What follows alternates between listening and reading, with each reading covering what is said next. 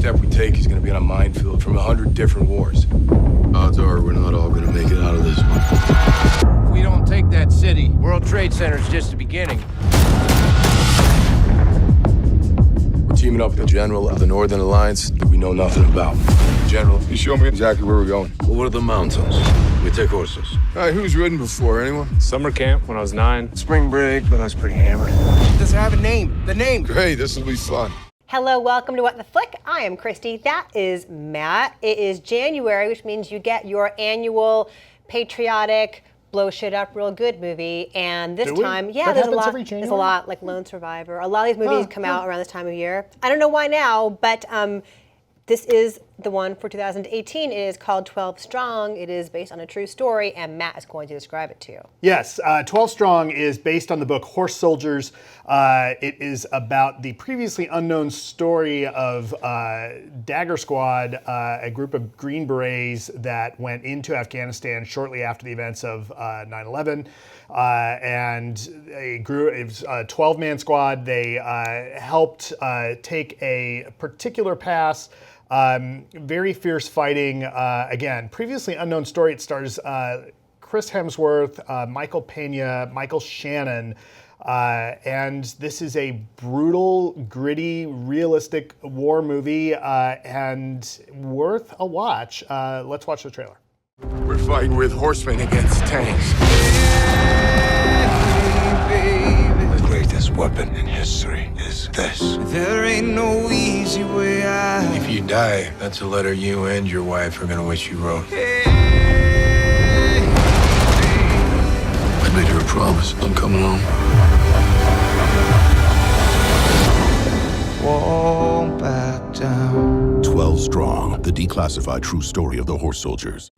Yeah, this was surprisingly good. It is a Jerry Bruckheimer production. Yeah. It is a surprisingly understated Jerry Bruckheimer production. I mean, there are massive, massive explosions and lengthy shootouts. And I said to you walking out of this movie last night, like, I'm tired. Like, Yeah. it is physically draining, Right. and yet it's not overly melodramatic and amped up the way you might expect that kind of movie might be. This movie, and I mentioned this as we came out last night, this movie made me think a little bit of Black Hawk Down, and I think it doesn't quite have the emotional impact that Black Hawk Down did. Especially there's that scene in Black Hawk Down where Ewan Bremner dies, and spoiler alert for the 20-year-old movie. Or 10-year-old. It's old. Which is just devastating. This movie doesn't quite have that emotional impact, but I thought this movie was terrific. I was riveted. Having not read the book and not knowing the story, which I think a lot of people don't know, I had no idea what was going to happen, which was kind of a rare treat, because a lot of movies you can kind of start to think, I've said this before, you start watching enough movies and you kind of know where things are going to go. Like, this guy's going to die, Right, that guy's not going to right. make it. Right, like you start seeing, as they all had their discussions with their family, like leaving their family and what it's going to be like, you're like, uh-oh, don't say you're going to leave your, Right. don't, and they reference that in the movie, like, don't promise you're going to come back. Right. That's bad luck. And you start thinking, uh-oh. He's a goner. He's a goner. Goner. Or like, goner. it's his last mission. Right, it's his last, It's always... But I think that Chris Hemsworth does a really good job in this as a guy who hasn't seen combat before, but doesn't necessarily have a chip on his shoulder. Michael Peña does what he does best, where he brings, he's really good, but brings a little lightness to it. I think Michael Shannon is really, the whole cast is really good in this. Trevante Rhodes. It's always good. William Fichtner is always Right. your bad guy boss or whatever. Kind of fun to see Rob Riggle do a serious role He's good, with his background as a retired Marine, although he's in the Army in this one. That's right, he was a Marine. Forgot I like this movie more than you. I was riveted, and yeah, it is pummeling, but I didn't think it was overly so, and where this movie could have gotten real jingoistic real easily, it doesn't. And I think it's somewhat realistic, and I wouldn't say, it also isn't so much anti-war so much as it's this really pragmatic realism about, don't think you can go into Afghanistan and change things, right? There's one of the things that comes up again and again is Afghanistan is where empires go to die. And there's some reference to that, and it becomes one of those issues where you see this movie, I think, does a really good job of showing how the geography of Afghanistan makes it so hard for any other group other than the tribal Afghans to make a difference. Who know how to work the nooks and crannies Right. in the hills. Yeah, one thing I think was interesting over and over again is the way that people keep underestimating Chris Hemsworth's character. A, because he doesn't have a lot of on-the-ground experience, but B, because he's just pretty, you know? Right. And he has a great dynamic with this Uzbek warlord they have to hook up with, who helps get them to this town in northern Afghanistan where they can, like, hopefully take out the Taliban, and that's their first step. He's played by Naveed Negabin. He's a Persian actor. Who was terrific in I this. love, yeah, and I love their dynamic in that they are constantly sizing one another up and constantly challenging each other, and that brings a rare human element to a film that pretty much doesn't have a whole lot of deep characterization to it. Like, each guy has a note Right. that he hits, and Chris Hemsworth is, as he's proven, a great actor and much more than just Thor, much more than like Right. a hulking comic book presence. Right. He can be very, very funny. Here he is a much more dramatic role, but the way he has to be the smartest guy in the room when no one expects him to be is a whole other wrinkle for him, and I like that dynamic quite a bit. Similarly, there's the relationship between his character, Mitch, and the chief warrant officer played by Michael Shannon, right? And who's like you his know, right-hand man. Right, and it could be easily cliched. You see this cliche a lot, where you've got the the green officer kind of shepherded and protected by your sergeant, or in this case, the warrant officer, who will, we've seen countless Vietnam movies, for instance, where the officer doesn't know what he's doing and gets killed.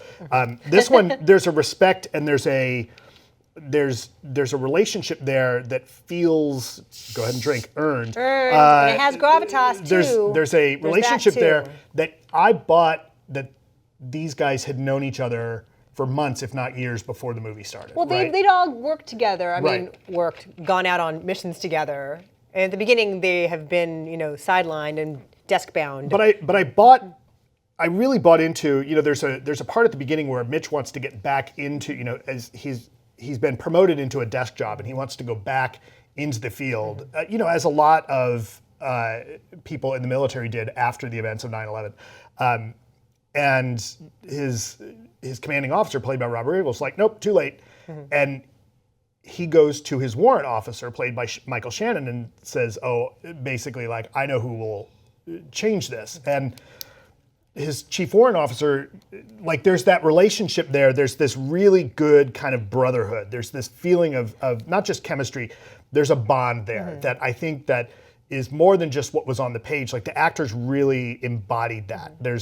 Michael Shannon can play so cold and reserved, but or crazy. Or crazy. He's also not crazy here. Right. He made me think a little bit of, there's moments that you see in some of Eastwood's performances where, like, it's almost like that, a little bit of that father figure, maybe older brother. And that's kind of what I felt like, a little bit of the older brother versus younger brother dynamic with Shannon and Hemsworth here. Yeah, no, it is. I wish that I wish that everybody were afforded that level of depth. That's the only problem I have. I'm very much on the same page with you.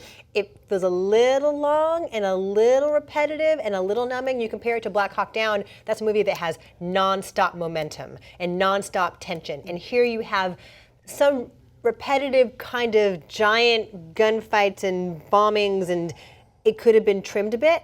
Having said that, it's surprisingly restrained. And Nicolai Fuglsig directed this, and he has a long-time visual effects background. But it does not feel like a Jerry Bruckheimer production in a lot of ways, because he brings, gritty is the word you used. Yeah. And there's great sound design here, and you feel like you are in the middle of it with stuff going and stuff blowing up. This is my onomatopoeia for bullets whizzing past my head. Right.